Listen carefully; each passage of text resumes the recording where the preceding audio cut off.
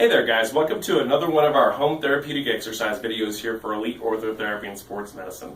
Today what we're going to be going over is our three-way hip flexor stretch, the same one that's marked off on your homework sheet that you've been prescribed here in the office. Now I want to caution you once again that make sure that these have been prescribed to you in the office, and if they haven't been, to make sure that you check with a qualified healthcare professional before doing any of the homework activities you see here on this channel. Now today, the hip flexor, the three-way hip stretch is the stretch that's going to help to mobilize the hips, to help mobilize the lower back, and deal with any other kind of issues that we're having through our quads, hip flexors, or TFL muscles. So the first portion of this three-way stretch looks like this. We're going to bring the leg across the opposite leg. So this is the effective leg here. So if we're working on the right hip, this is the leg that's going to cross over first. The first portion of this, we're going to make sure that we're back in a chair and we have our scapula up against the chair itself.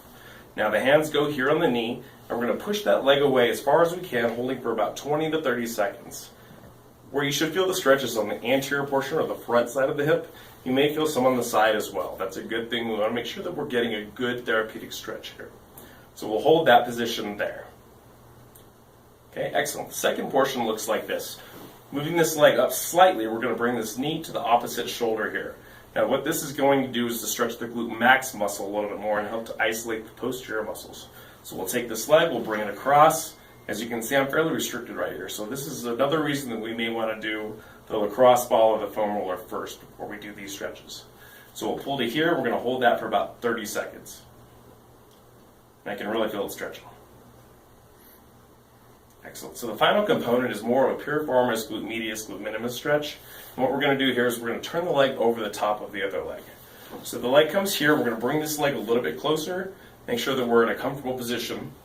And what happens here is we take this arm across, we're going to use this other one as a lever, and think about turning in a circle like you would a clock. So it'll be either clockwise or counterclockwise depending on which leg we're using. So we're going to pull straight across here, and you can see that it's torquing the leg in a circle that direction. And where you should feel this is a little bit lower on your glutes. Once again, 20 to 30 second hold.